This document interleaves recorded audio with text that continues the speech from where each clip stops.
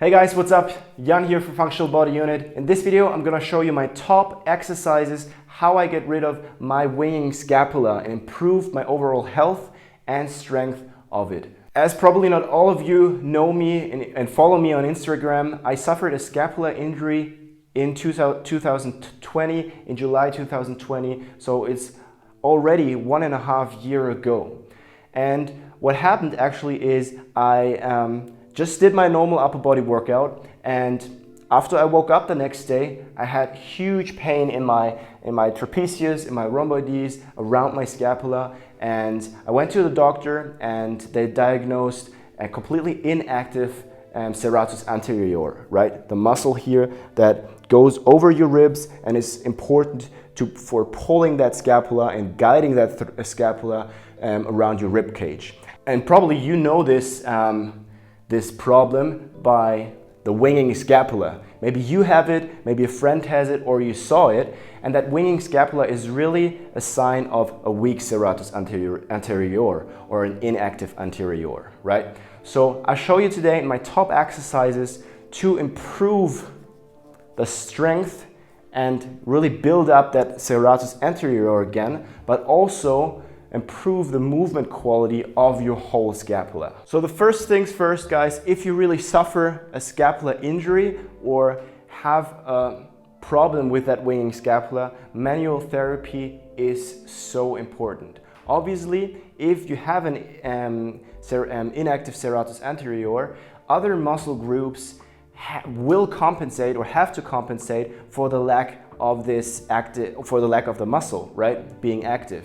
So therefore, a lot of times the trapezius and the rhomboides are really tight and overworked. Therefore, some manual therapy, some release work is needed. So exercise itself probably won't help you to get out of this situation, okay? If you're just here to improve your strength of your scapula and your stability and just overall movement quality, then it's a different story, okay?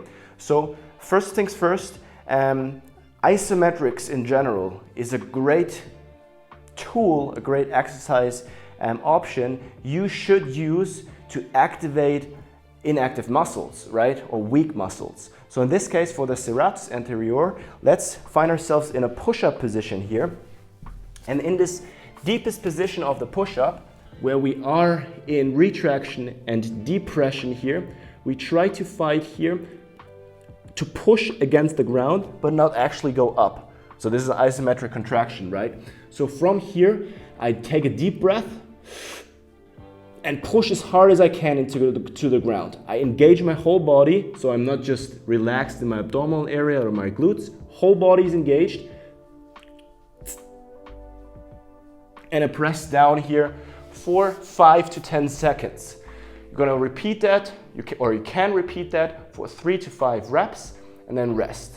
So this is the first position. You can slowly start getting that activity of that serratus back or strengthen it. The second option, and the more intense option, is here when you go in a scapula protracted position in this push-up position. What the scapular protraction does is it sets free the work, or it releases the work of the trapezius and the rhomboides and really focuses on only the serratus anterior. So that's the second option. So from here, same position, but instead of pulling your scapulas back together, think of pushing your shoulders down to the ground. You see that?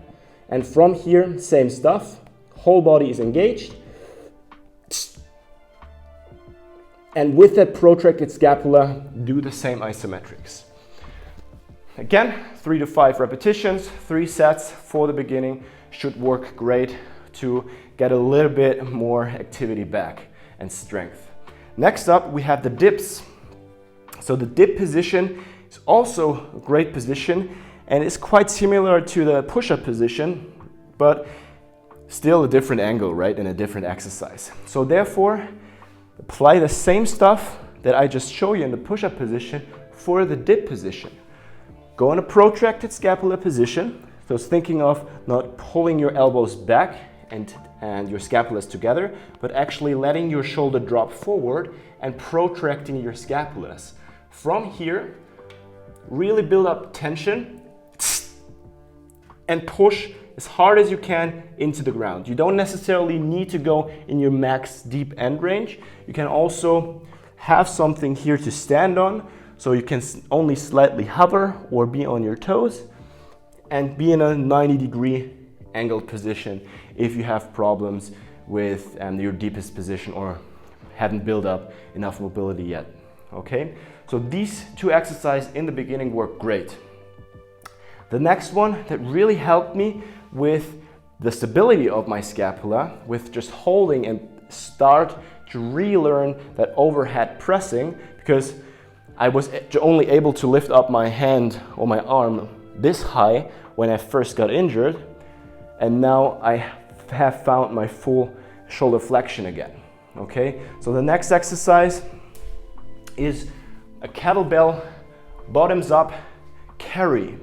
And it's not just a normal bottoms up carry like this one, but I focus really on tilting my upper body to the side which I hold the kettlebell in and engage my lats and try to engage my serratus anterior as hard as I can while I think of holding that elbow still up in a fairly 90-degree angle, so not completely down here, okay?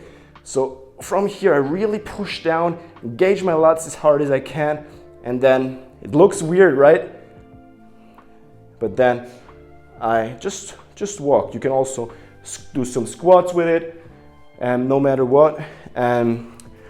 This works really well to get your stability back in your scapula and some serratus anterior activity. Next up, and this is an exercise to regain more of that shoulder flexion that I just mentioned, is the bear crawls in backwards, okay? Probably all of you know this exercise, right? Where you just hover with your knees over the ground and you just right arm forward, left leg forward.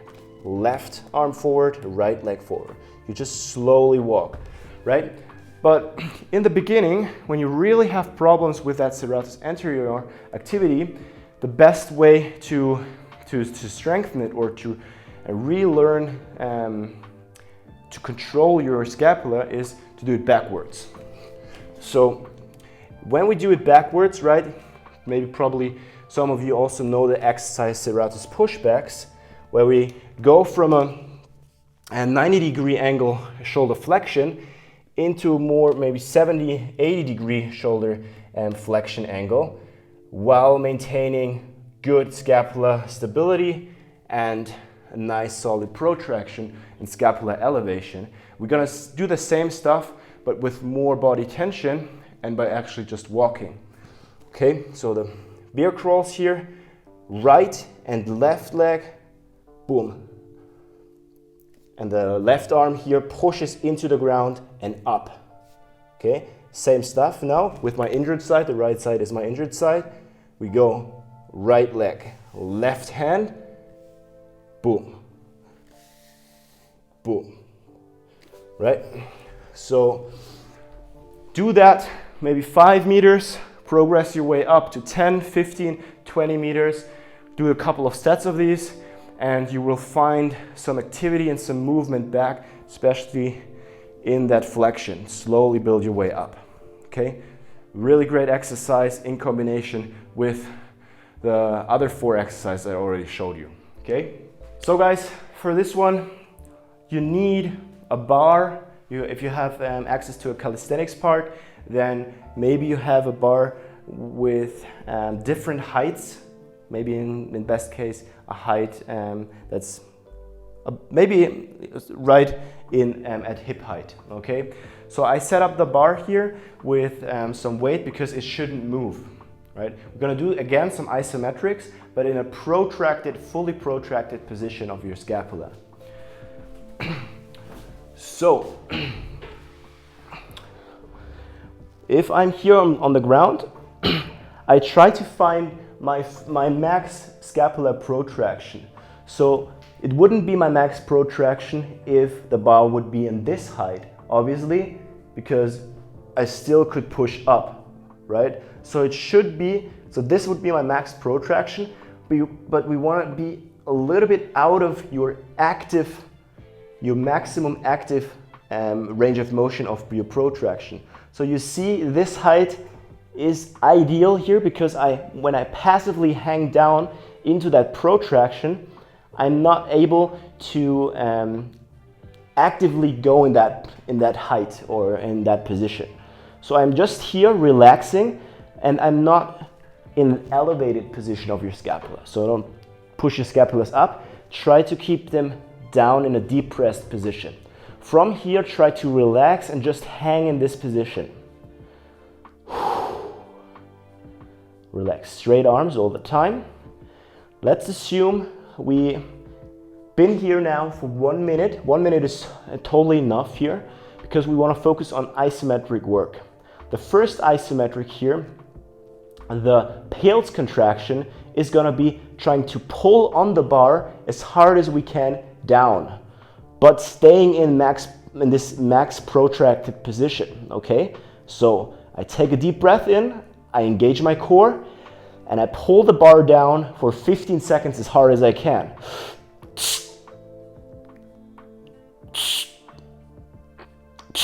Let's assume this were 50 seconds. Right after the 15 seconds, I try to push against the bar, fighting for more protraction, which is actually not possible, right? You shouldn't be able to move it as we determined our position first. It's not actively possible for us, right? So we push against the bar as hard as we can, and trying to activate this area here where the serratus anterior is, right? So again, for 15 seconds, it's okay if you do have a lot of spinal flexion. The intention is just on scapular protraction, so we don't care about our spine, and we're just focusing on that PAILS and rails isometric contraction. If you finished 15 seconds of the PAILS and then the rails, you can just rest for 30 seconds and repeat the isometrics again. This is a great way, again, to strengthen and regain control of your scapular protraction. Last exercise that really helped me are just CARS. Just moving your scapula through the full range of motion as often as you can on a daily basis, and really relearn and show that tissue that is not working in the correct way how to move again, right? You always have to think about if you are injured or if you have a lack of range of motion somewhere, the tissue that is responsible for that motion is not aware of what it has to do, and therefore you have to show the tissue as often as possible throughout the week what it should do, right? What the responsibility of that tissue is and how it should move and in which direction. Therefore, CARS, just scapular CARS, the easiest way is with your arms glued completely to the side of your body, is to do the CARS: elevation, retraction, depression, protraction. Protraction with elevation, retraction with elevation, and down. That's the easiest way, your full range of motion of CARS. If you want it a little bit harder, bring your arms forward. Boom, protraction, elevation, retraction and elevation, and retraction and depression. Keep your elbows straight all the time.